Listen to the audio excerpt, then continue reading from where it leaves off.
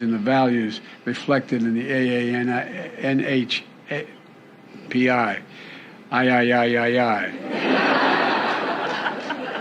Community here in the United States. As they say in Claymont-Delaware, all use guys. Let no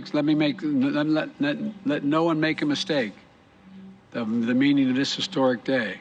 Thank you, and I look forward to our discussion. Mr. President,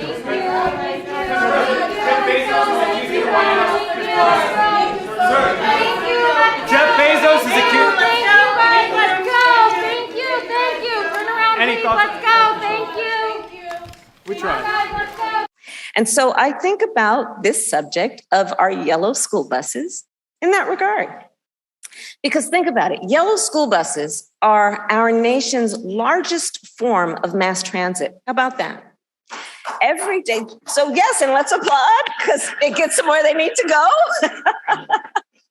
And every day, then think about this in terms of the numbers. Every day in our country, more than 25 million children ride to and from school on our nation's fleet of school buses every day. Americans are now spending $5,000 a year on gasoline. That's almost double what they did a year ago. Where are people supposed to go to get all that extra cash? To get the extra cash to pay for gas? Yeah. Well, I mean, one of the things that we've been very clear about is to do everything in our power to make sure that we lower costs. Of the current price hike that we have seen has come from Putin's aggression against Ukraine. So the president announces on March 31st that he's got all these steps to lower gas prices, and it's still Putin's fault 7 weeks later. Well, because what I'm saying is, but before then, it had the price per gallon had fallen down about 10 cents or more, and then Putin started his aggression. Do you want to know where there is not a baby formula crisis? In Poland, on the border, where they took in almost 4 million people in 3 months, and there's enough formula there. There's food. They've set up housing. They've been able to do all of this, by the way, with the fundamental help of the U.S. military. So my question is, why isn't there the same mobilization here in America for this crisis? Well, Mika, I understand the concern. Let me read you a quote from candidate Joe Biden. Quote, "No more drilling on federal lands. No more drilling, including offshore. No ability for the oil industry to continue to drill, period."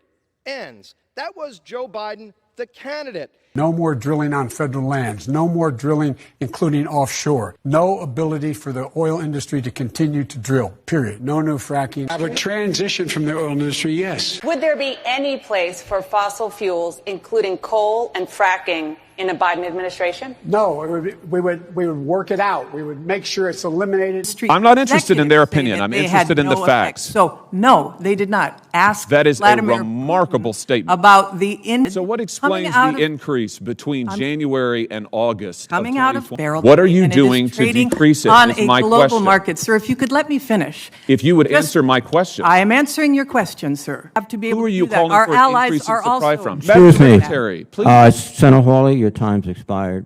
Could I get an answer to this question, Mr. Chairman? The president's Twitter account posted the other day, how does raising taxes on corporations reduce inflation? So, are you talking about a specific tweet? He tweeted, "You want to bring down inflation, let's make sure the wealthiest corporations pay their fair share." Look, you know, we have talked about this past year about making sure that the wealthiest among us are paying their fair share. And that is important to do, and that is something that the president has been working on every day when we talk about inflation and lowering costs. And so it's very important that as we're. How does raising taxes on corporations lower the cost of gas, the cost of a used car, the cost of food for everyday Americans? So look, I think we encourage those who have done very well. Right, especially those who care about climate change, who are not paying taxes at all, But or what barely does that have to do with inflation? The president said, "You want to bring down inflation? Let's make sure the wealthiest corporations pay their fair share." Jeff Bezos came out and tweeted about that. He said the newly created disinformation board should review this tweet. Would you be okay with that? Look, it's not a huge mystery why one of the wealthiest individuals on earth, right, opposes an economic agenda that is for the middle class, that cuts some of the biggest costs families face, fights inflation for the long haul, right? And that's what we're talking about. That's why we're talking about lowering inflation here. Inflation concerns are now rubbing off on quarterly earnings reports for a lot of big companies. Target, for example, today says it missed its estimates because of increased costs of transportation and gas. That's part of what's driving this at least 1,100-point drop in the Dow so far. What would you say, what does the White House say to investors and everyday Americans who are concerned that there's no end in sight to these price hikes? This is something that is very important to the president when it comes to inflation. And again, you know, this is to address Putin's price hike at the pump. The president, as I was saying, allies and partners around the world, they came together. I was talking about the Strategic Petroleum Reserve. On the trip tomorrow, how come the president is visiting Buffalo after a senseless tragedy there, but he couldn't visit Waukesha on a Christmas parade there? I mean, he's visited many communities. Buffalo, he's able to go tomorrow to Buffalo before the trip. That is something that was important for him to do. But he has visited many other communities. Buffalo's not the first community, sadly, that he has to go up to. You know, that's not the first one. So he's been to many others. I heard the teachers. How about Marisa? Jerry Connolly, thank you for your leadership. A neighboring district, he said, I'm going to kind of try and own this district too. It turned out. It's not in my notes, but I'll tell you, just on a personal level, teachers. I love our teachers. Let's see all the students who are here. There you And here we are. It's another week and another bill to try to divert attention away from what Joe Biden himself did to raise gas prices to the point where families can't even afford to drive to work, can't even afford to go to the grocery to pay 15, 20% more for goods because of Biden's inflation. But let's start from the beginning. Let me read you a quote from candidate Joe Biden. Quote, "No more drilling on federal lands. No more drilling, including offshore. No ability for the oil industry to continue to drill, period."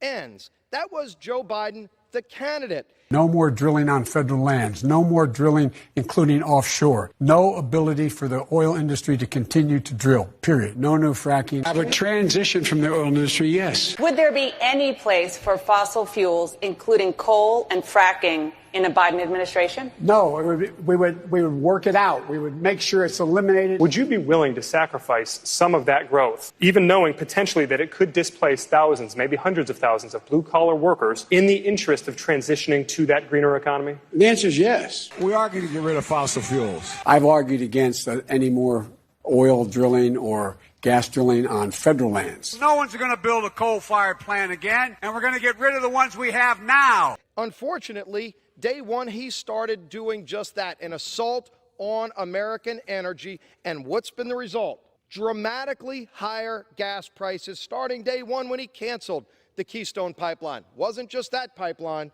He canceled any new pipelines to move oil in America. He's not against all pipelines. He greenlighted Russia's pipeline, let them sell their oil to Europe, canceled ours. What else did he do? Well, let's just hit a few of the points that are all, by the way, not included in this bill.